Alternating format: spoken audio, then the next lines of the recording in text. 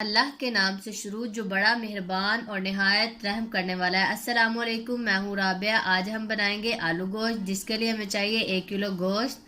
उसमें मैं डालूंगी कुटी हुई लाल मिर्च आधा चम्मच, पिसी हुई लाल मिर्च आधा चम्मच, गरम मसाला आधा चम्मच, चुटकी भर हल्दी, नमक हस्बे जायका,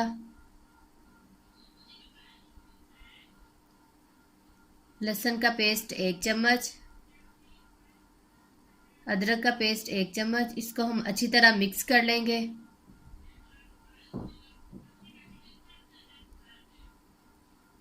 इसमें मैं डालूंगी 2 चम्मच बड़े दही के।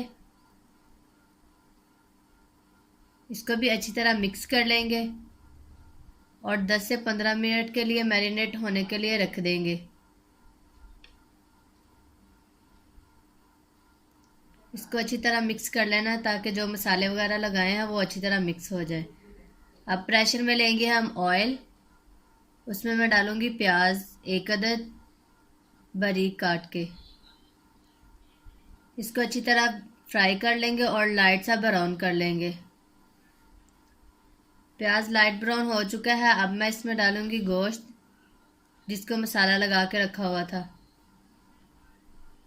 इस गोश्त को भी अच्छी तरह फ्राई कर लेंगे इसमें।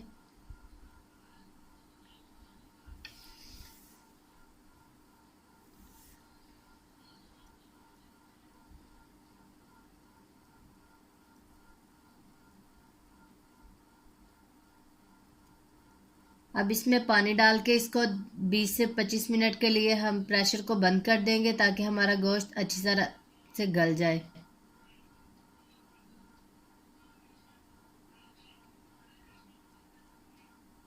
आप कमेंट करके बताइएगा कि आपको हमारी ये वीडियो कैसी लगी। 20 से 25 मिनट हो चुके हैं। अब हम इसे खोलेंगे। आप देख रहे हैं कि हमारा गोश्त गल चुका है। अब हम इसे अच्छी तरह से भून लेंगे। इसमें मैंने टमाटर और सब्ज़ मिर्च का पेस्ट डाल दिया है। इसको अच्छी तरह भून लेंगे।